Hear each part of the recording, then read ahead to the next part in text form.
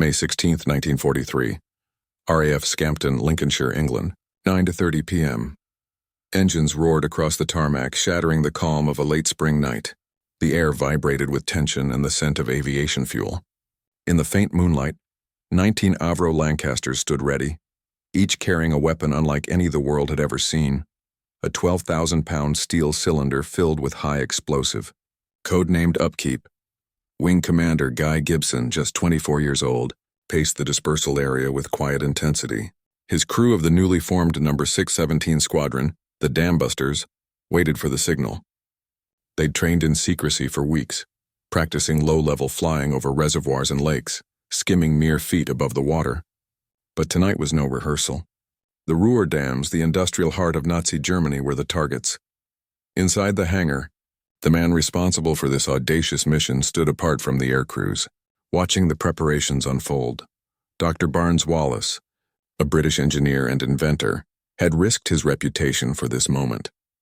The bouncing bomb was his idea, a weapon that could skip across water like a pebble, evade torpedo nets, and strike a dam precisely at its base. Wallis's calculations had been tested, refined, doubted, and finally approved. But now the theory was about to meet reality. If his bomb failed, brave men would die for nothing. If it succeeded, it could cripple the Nazi war machine. As the crews received their final briefing, Gibson stood before a map pinned to the wall. Red lines marked their route across occupied Europe, over the North Sea into Holland, then deep into the Ruhr Valley. "Remember," Gibson said, his voice calm but firm, "you must maintain 60 feet above the water. No higher, no lower. If you get it wrong, the bomb won't bounce and you won't come back." The crews exchanged grim smiles. They had rehearsed this to exhaustion, flying by moonlight, judging height by the reflection of two converging spotlights mounted under their fuselage. Still, each man knew one slip, one error in altitude or speed, would mean disaster. At 9:28 p.m., flares arced into the night sky. Gibson climbed aboard Lancaster AJG, callsign G for George. The 4 Merlin engines thundered to life. As the bomber taxied toward the runway, Wallis stood silently beside the control tower, clutching his cap. "Good luck, boys," he murmured to himself. "God be with you." The first Lancaster lifted off into the black sky, followed by another and another, wings heavy with the strange, barrel-shaped weapons spinning rapidly beneath their bellies. Below, the English countryside slipped away into shadow. Ahead lay flak searchlights and one of the most dangerous missions of the war. As Gibson's formation crossed the Norfolk coast, the sea opened before them, flat and silver in the moonlight. The bomb aimer, Flight Lieutenant Hoppy Hopgood, adjusted the altimeter. 60 feet, he said. "Hold her steady." Gibson's eyes flicked to the instruments, then out to the horizon. The men were flying so low that the waves almost kissed the belly of their aircraft. Radio silence filled the air. In the blackness, the Lancasters skimmed toward occupied Europe, alone in the vast dark. Back at Scampton, Barnes Wallis remained by the radio set, listening to the faint static of outbound transmissions. For him, this was more than an engineering challenge. It was a desperate gamble to end the war sooner, to save lives by taking lives. Every rivet, every calculation, every sleepless night had led to this. Somewhere over the North Sea, the bombers dipped lower to avoid radar detection. The hum of engines merged with the wind, the sea rushing just below. The German coast was minutes away now. The mission's code name whispered through every cockpit like a prayer and a curse. Operation Chastise, May 16, 1943, over the Dutch coast, 11:12 p.m. The black outline of the Dutch shoreline emerged beneath the Lancasters like a jagged scar. Gibson steadied the controls. "We're crossing the coast," he announced to his crew. No excitement, no hesitation, just the quiet acknowledgement that they were now inside enemy territory, and the most perilous part of the mission had begun. A blast of flak erupted, ahead. Boom. A red-orange flower of fire blossomed in the night sky, followed immediately by the rattle of machine gun tracers arcing upward from German batteries hidden along the dunes. The bombardier Hopgood flinched as rounds streaked past the cockpit windows. "Hold her steady," Gibson shouted. The Lancaster remained at 60 feet, far below the usual altitude for a bomber. German gunners, expecting high-flying formations, struggled to adjust quickly enough to hit a craft flying just above the treetops. To their left, another Lancaster AJA, piloted by Flight Lieutenant Johnny Eager, dropped even lower, practically scraping the waves to stay beneath the German radar. Its engines sent up plumes of seawater as it passed, then a burst of impact. Shrapnel clanged hard against Gibson's fuselage. "Starboard wing hit," called the flight engineer, his voice tight. "No major damage." They pressed on. Behind them, the second wave was running into even thicker fire. One Lancaster clipped a high-voltage power line while trying to avoid flak near the IJsselmeer. Sparks flashed. The bomber lurched, lost altitude, then smashed into a field. The explosion lit the night sky like a dying star. Gibson's crew didn't hear the impact, but Wallis would later receive the report. He'd stare at the floor, jaw tense, shoulders heavy. Every loss was personal to him. Every one of these men is trusting my idea, my math, my bomb. 30 minutes later, Gibson's formation crossed inland, weaving between windmills, farmhouses, and narrow canal roads. The Lancasters hugged the terrain so closely that they startled cows grazing beneath them. Villagers stood in their doorways, faces pale in the moonlight, watching the shadows of the British bombers race across their fields. After passing the Rhine River, the terrain shifted to rolling hills leading toward the Ruhr Valley. The target was near, a reservoir held back by one of the greatest engineering achievements of Germany, the Möhne Dam. Below them, the surface of Lake Möhne was a sheet of liquid black glass, so still it looked like a sheet of polished onyx. "Navigator." "Confirm," Gibson ordered. The navigator, pilot officer Robert Hutchison, leaned over his charts. "Target dead ahead. 2 minutes." Gibson exhaled slowly. He had imagined this moment in every training session, every briefing, yet nothing could prepare him for what lay ahead.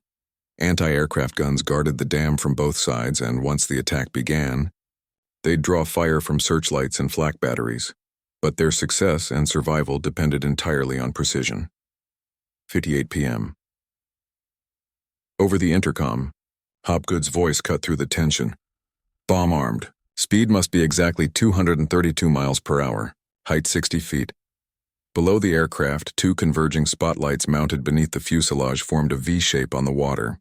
When the beams met to form a perfect figure-8 reflection, the plane was at exactly the right altitude. Hopgood adjusted the wheel, breath steady.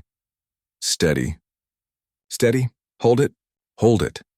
Behind them, the cylindrical upkeep bomb spun rapidly on its axis, powered by an electric motor that pre-spun it to 500 RPM. The spin was critical. When released, it would skip across the water like a stone and cling magnetically to the dam's face before detonating underwater. Barnes Wallis had spent months modeling this effect using marbles and bathtubs. Now, a 12,000-pound version hung inches beneath Gibson's aircraft. One chance, one run. No second attempts. As they approached the release point, German searchlights snapped upward, locking onto the Lancaster like white-hot spears. Tracer fire slashed the night air. Bullets tore into the fuselage. One round shattered a side window, blasting glass into the navigator's station. "Jesus, hold her steady." Hopgood yelled, eyes fixed on the target. Gibson didn't flinch. The dam filled the cockpit window, massive, immovable, endless. Stone and steel towering above black water, then, "Bomb gone!" The upkeep released. For a heartbeat, nothing existed but silence. The spinning cylinder fell toward the surface, then skipped. Once. Again. Again. Like a monstrous skipping stone.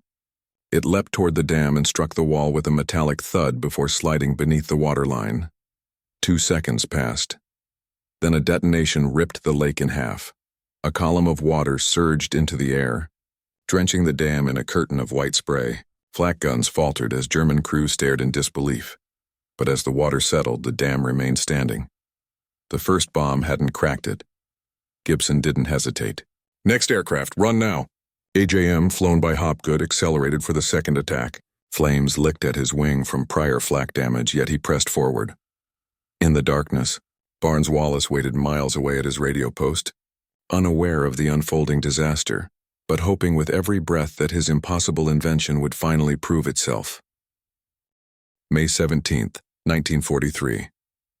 12:03 a.m. Möhne Dam, Ruhr Valley.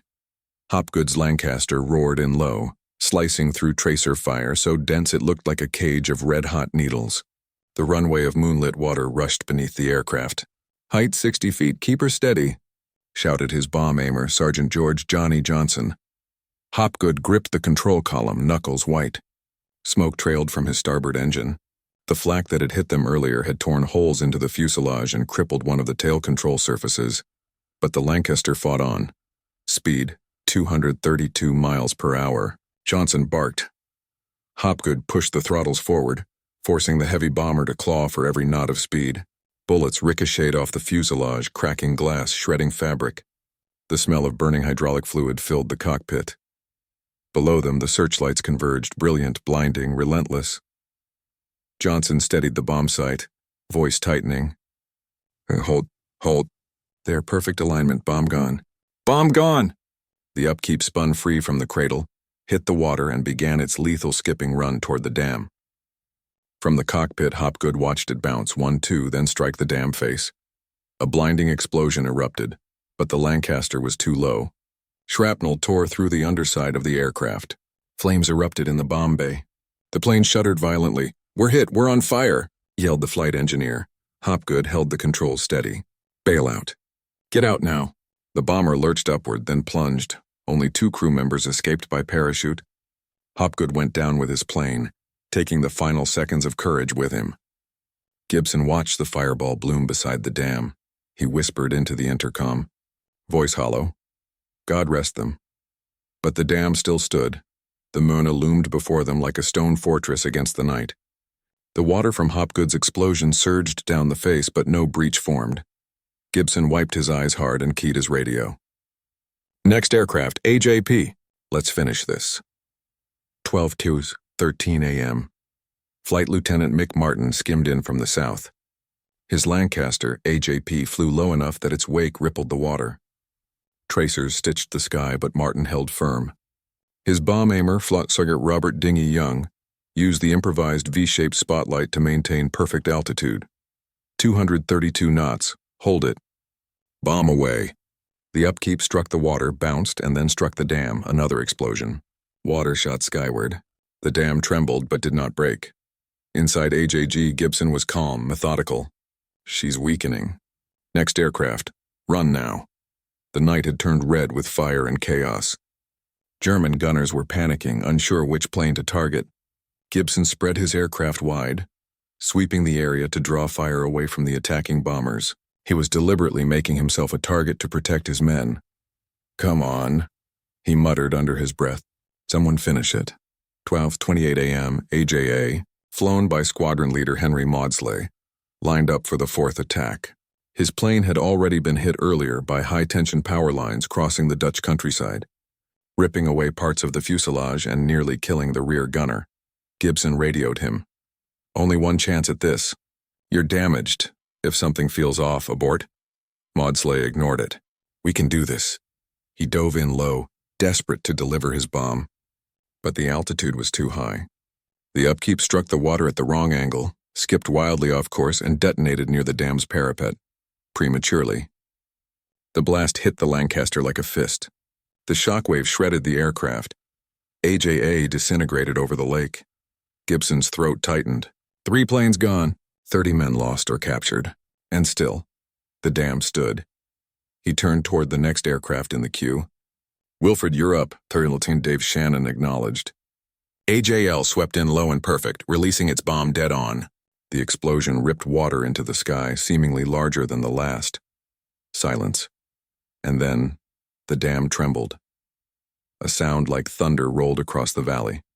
Cracks spread across its stone face like lightning frozen in time. The dam shuddered, then groaned, almost as if it were alive. The concrete wall split. "She's going," someone shouted across the radio. A roar built from the depths of the reservoir. A white wall of water burst through the breach. Thousands of tons of water surging into the valley below. Entire trees, vehicles, and German camp facilities vanished beneath the surge. Shannon pulled up, barely clearing the collapsing spray. Gibson watched the impossible unfold. A dam that Hitler himself had considered untouchable now lay shattered. His voice trembled with awe. "Target destroyed. Repeat, target destroyed." Back at Scampton, miles away, Barnes Wallis sat hunched over the radio receiver, listening to scattered transmissions. He could hear only fragments, static, call signs, the crackle of battle. Then the words cut through the noise. "The Muna Dam is breached." Wallis stood slowly, unable to speak. He pressed his hands to his face, overwhelmed, not by pride but by the crushing weight of the cost. Men had died. His invention had killed, and yet it had worked. But the night was not over. 2 more dams remained, and 617 Squadron still had bombs to drop. May 17, 1943, 12:42 a.m. Above the Ruhr Valley en route to the Eder Dam, the breach of the Muna should have been the climax, an ending. But for number 617 Squadron, the mission was only halfway finished. Lancaster AJE, flown by Pilot Officer Les Knight, banked sharply and headed southeast. Gibson, having completed his attack runs, stayed in the area to coordinate. But Knight and his crew now raced toward their second target, the Eder Dam. Unlike the Muna, which sat exposed on open water, the Eder Dam was buried inside a labyrinth of mountains and dense fog-draped valleys. There were no torpedo nets, no heavy defenses. The Germans assumed the terrain itself was impenetrable, and for a moment, as night descended into the blackness of the valley, it felt like they might be right. Moonlight vanished behind steep wooded hillsides. The valley plunged into darkness. The surface of the Edersee Reservoir shimmered faintly below, choked by morning fog. The dam appeared only in fragments, a curved line of stone glimpsed between shifting clouds. Inside the Lancaster, the crew strained to see anything at all. "Visual on the dam?" Knight asked, peering into the void. "Negative," replied the bomb aimer, Flight Sergeant Sidney Maudsley. "We'll need to circle." Knight pulled back on the yoke. The Lancaster climbed, banking tightly around the valley's edge. The bomber barely cleared the treetops, wingtips nearly brushing pines before dropping back down. The entire valley felt like a trap. AM. Gibson's voice crackled over the radio. "Take your time, Les, make it count. There's no rush at this target." Knight gave a curt nod, though no one could see it. They began another approach. Down in the bomb aimer's bubble, Maudsley used the converging spotlights to gauge altitude, but the water below reflected nothing. The fog swallowed the beams whole. They passed over the surface and climbed again in frustration. Knight cursed under his breath. "This valley doesn't want us." The rear gunner scanned the slopes on either side. "Feels like flying inside a coffee mug." Knight tightened his grip on the controls. One more attempt. The Lancaster descended steeply, far steeper than anything they had practiced over English reservoirs. The descent pressed the crew into their harnesses. Maudsley steadied his voice. "Levels, adjust. Hold it." But the bomber came in too fast. Knight aborted again, yanking the plane upward. The engines strained. The hills seemed to leap at them. Outside, tracer fire from the Muna could still be seen miles away, faint but furious. The world below was drowning, but here the Eder waited like a silent predator. Night circled once more. 16 a.m. The fog thinned. Maudsley leaned over the bomb site, heart hammering. "I've got her." Perfect line. Night brought the Lancaster down with razor-sharp precision, skimming so low that the trees blurred into streaks of shadow. The water was just beneath their wheels. Speed 232. Height 60. "Hold it there," Maudsley murmured. This time the spotlights converged, forming the telltale figure 8 reflection. Knight held his breath. Bomb gone. The upkeep spun free, bounced once, twice, 3 times, then struck the dam directly at its base. The explosion lit the valley from within, a sunburst firing from underwater. The stone arc of the dam glowed white against the blast. For a heartbeat, nothing moved. Then the center of the dam shuddered. A deep vibration ran through the valley, felt as much as heard. Cracks spiderwebbed across the masonry. And then, the Eder Dam ripped open. A thunderous roar erupted as millions of tons of water surged through the gap, tearing through the valley and downriver, carrying railway tracks, bridges, and entire farmhouses with it. Knight pulled up, banking hard to avoid the spray. In the cockpit, nobody spoke. The crew simply stared as an entire lake emptied itself beneath them. Above the reservoir, Gibson's voice came through the radio, quiet, reverent. Beautifully done, Les. That's 2 dams breached. Knight allowed himself a small, exhausted smile. Heading home. 37 a.m. over Germany. The adrenaline faded, replaced by a gnawing dread. The return flight lay ahead. They were deep inside Germany, low on fuel and flying without escort. The Germans had identified the attackers now. Anti-aircraft batteries along every route home were awake and waiting. Knight kept the plane low, hugging rivers and tree lines. Inside the Ruhr Valley, the water continued to roar, unstoppable, merciless. The destruction would cripple Germany's war industry for months. Factories flooded, power stations drowned, transportation routes severed. Yet in the Lancaster there was no victory cheer. No celebration, only fatigue, only the awareness that not all would return. Barnes Wallis, pacing the radio room back in England, didn't know yet who had lived or died. His bouncing bomb had worked beyond anything he imagined, but at a cost that weighed on his heart with every second of silence on the radio. Knight finally crossed the Rhine. Almost home, he murmured. But the night was far from finished, and danger was still hunting them. May 17, 1943, 2:03 a.m. above the German countryside. The glow of the breached dams faded behind them, swallowed by distance and darkness. But the dangers of the return journey loomed ahead. For the remaining Lancasters, the route home would be every bit as lethal as their approach. The Germans were awake now. Searchlights probed the sky like pale claws hungry for silhouettes.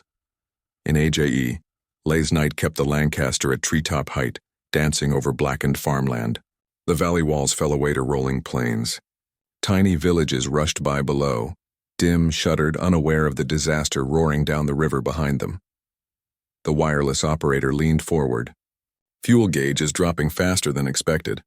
We may have a leak. Knight didn't respond. He just kept flying. His mind replayed the dam bursting, the surge of water, the deafening crack of stone splitting apart. The success should have carried adrenaline, relief, even triumph. Instead, Knight felt only one emotion: fatigue. A crushing, bone-deep exhaustion. Behind him, at the crew stations, the men worked in silence. They each stared into the dark ahead, as if willing England to appear. Then, machine gun fire. Tracers blasted toward them from a cluster of trees. A German mobile flak truck had parked on a small dirt road and opened fire. "Take evasive," the rear gunner yelled. Knight threw the Lancaster into a violent bank. The heavy bomber shuddered under the strain, right wing fighting gravity. The crew slammed sideways in their harnesses. Bullets stitched across the fuselage, sparks dancing along the cockpit frame. "Fuel line hit," shouted the flight engineer. "We're losing it fast." Night brought them down even lower, skimming the river banks. 17 a.m. 30 miles from the Dutch border. Gibson and the surviving Lancasters were ahead by now, racing toward the coast. They had altitude, fuel, and the path was clear. But Knight's plane lagged behind, bleeding fuel into the night air. "We won't make it to England," the engineer said quietly. Knight knew. He pressed the intercom. "Prepare to ditch." The aircrew didn't argue. They trusted Knight. If he said ditch, they ditched. But ditching wasn't simple. At low altitude over enemy territory, every second was deadly. Knight scanned the terrain. Below them lay a flat stretch of farmland shrouded in silver mist. "This is it." "Hold on," he said. The Lancaster descended, wheels scraping the top of tall grass, then impact. A violent jerk threw everyone forward. The undercarriage dug into the soft soil. The bomber skidded, plowing across the field. Sparks flew as the propellers gouged the earth. Knight fought the controls, keeping the nose level. The plane slid to a stop in a shallow depression. The engine sputtered and died. "Everybody out," Knight ordered. The crew bailed, scattering into the grass as the Lancaster hissed, fuel dripping, metal groaning. Knight climbed out last, catching one final glimpse of the aircraft. His Lancaster had carried them through hell. Now it rested silently in a foreign field, battered and broken, moonlight reflecting off its torn skin. The crew slipped into the shadows, moving quickly toward a tree line. Some later avoided capture, slipping into the Dutch resistance network. Knight would remain behind enemy lines, still trying to evade capture until dawn. He looked back only once. The Lancaster was a dark silhouette against the pale mist. Wings spread like a fallen bird, he whispered, "Thank you," and vanished into the trees. 3 a.m. RAF Scampton. Lincolnshire dawn rose over the airfield as Gibson's remaining Lancasters came in low over the runway. Ground crews stood silent, searching the gray morning light for familiar markings on each plane's tail. One by one, the Lancasters touched down. AJG, AJP, AJL. 3 crews returned, then 4, then 5. But the gaps on the tarmac were impossible to ignore. Barnes Wallis stood at the edge of the runway, hands clasped hard behind his back. He counted the returning aircraft. His throat tightened. Where was Hopgood? Where was Maudslay? Where was Knight? The engines shut down. Gibson climbed from his cockpit, boots hitting the tarmac hard. He looked like a man aged years in a single night. Wallis rushed toward him. Did it work? Gibson met his eyes, exhausted, hollow. Yes, 2 dams breached. Wallis exhaled shakily. Triumph flickered, only for grief to smother it. How many didn't make it back? He whispered. Gibson looked toward the empty spaces on the runway. 8 aircraft. Wallis's face drained of color. His vision blurred as the truth hit him like a blow. 53 men, 53 lives. He had designed the weapon. He had built it, refined it, fought for it, but he had not flown it. Barnes Wallis stepped back, overcome. He removed his hat, covering his face with one trembling hand. He sobbed, not from triumph, but from guilt. I never wanted this, he choked. I never wanted anyone to die. Gibson placed a hand on his shoulder. You didn't kill them, Gibson said quietly. They knew the risk. We all did. And because of your invention, the war may end sooner. Wallis didn't answer. He simply stared at the horizon, where the sun was rising over a runway that should have been full of Lancasters. He knew history would remember the breach, but he would remember the cost. May 17, 1943, RAF Scampton. Later that morning, the sun had fully risen, staining the airfield in hues of pale gold and ash gray. Ground crews moved slowly among the returning Lancasters, almost reverently. They ran their hands along the fuselages, counted bullet holes, and lifted spent shell casings from the floor of the gun turrets. The surviving aircraft looked like ghosts, patched with soot, glass shattered, rivets loosened from the brutal force of low-altitude flak. Inside the briefing room, crews sat slumped in their chairs. Their uniforms were torn, dried blood-stained sleeves and collars. Cups of untouched tea cooled on the table. No one spoke above a murmur. The silence carried more than exhaustion. It carried the weight of absence. Guy Gibson stepped forward, standing at the head of the room. The men straightened, not because protocol demanded it, but because Gibson had earned something deeper, their respect.